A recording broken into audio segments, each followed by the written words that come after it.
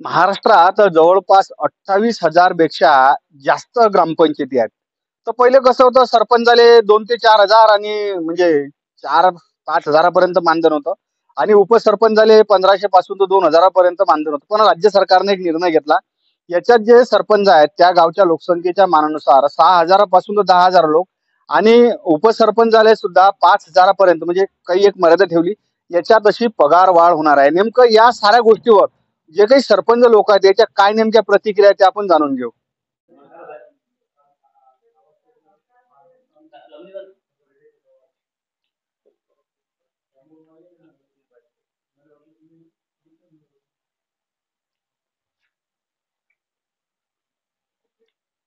तर माझ्यासोबत सावळीच्या सरपंच सन्माननीय सरपंच सौभाग्यवती कविताताई बोरेकर आहेत. ताई, काल परवा सरकारनं एक असा निर्णय घेतला की आता सरपंचाच्या मानधनात मोठ्या प्रमाणात दुपटीनं वाढ होणार आहे. याच्याबद्दल तुम्हाला काय वाटते बुवा नेमकं? सरकारनं हा जो निर्णय घेतला आहे सरपंच दुप्पट मानधनाचा ह्या निर्णयाचं मी स्वागत करते.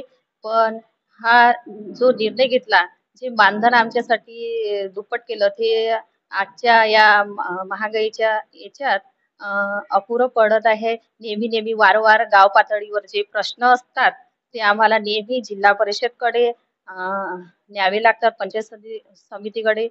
पण त्यामुळे वारंवार होणारा खर्च आमच्यासाठी आणि गाव पातळीवर जो विकास होतो त्यासाठी आम्हाला भरपूर खर्च करावा लागतो आणि गावातील रात्रंदिवस लोकांच्या सेवेत राहावं लागतं. त्यामुळे आम्हाला अमरावती जिल्हा अधिक प्रवासासाठी विशेष सवलत हवी.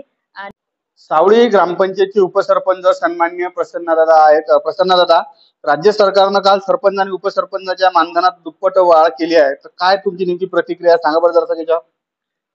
अ, माननीय आपल्या महाराष्ट्र राज्याचे मुख्यमंत्री माननीय एकनाथरावजी शिंदे, उपमुख्यमंत्री देवेंद्रजी फडणवीस व उपमुख्यमंत्री अजितदादा पवार यांनी आपल्या महाराष्ट्र राज्यातील जे सरपंच, उपसरपंच हे जे लोक आहेत यांच्याकरिता मानधनामध्ये दुप्पट वाढ केली आहे. त्याबद्दल मी व माझ्या संपूर्ण सरपंच, उपसरपंच संघटनेद्वारे त्यांचे खूप खूप धन्यवाद देतो की आजपर्यंत कुणीही असा निर्णय सरपंच उपसरपंचासाठी घेतलेला नाही आणि हा खूप मोठा निर्णय झालेला आहे. त्याबद्दल त्यांचे मी अभिनंदन करतो.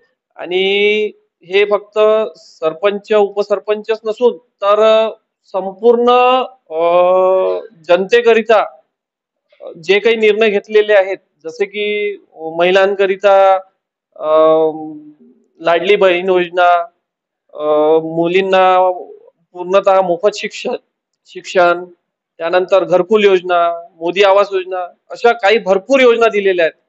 त्याकरिता अशा योजना या सरकारने जनतेकरिता दिलेल्या आहेत.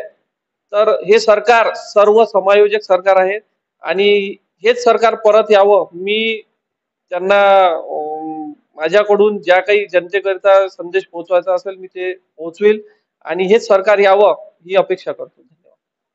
तर माझ्यासोबत मल्हारा गावचे सन्माननीय सरपंच नारायणराव बोरेकर आहेत. सर, मला एक सांगा, काल परवा एक शासनाने निर्णय काढला की आता सरपंच उपसरपंचाचं जे मानधन आहे हे दुप्पट होत आहे. तुम्ही हा जो समजा सरपंचाचा जो निर्णय घेतला बा सरकारनं, या निर्णयाचे इकडे कसे पाहून राहिले? खरोखर ही आनंदाची बाब आहे. सरपंचांना हा पगार पाहिजेच होता. मी सर्वप्रथम आपल्या देवेंद्र फडणवीस व महाराष्ट्राचे मुख्यमंत्री सर शिंदे साहेब यांचं स्वागत करतो. आणि हा जो पगारवाढीचा निर्णय घेतला गेला हा खरोखर म्हणजे सन्मानाची बाब आहे सरपंचासाठी. कारण एकदम तुटपुंजी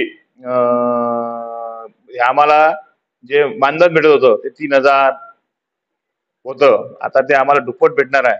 खरोखर त्यासाठी मी आपल्या सरकारचे, त्यातल्या त्यात माननीय देवेंद्रजी फडणवीसचे मी खूप खूप आभार मानतो.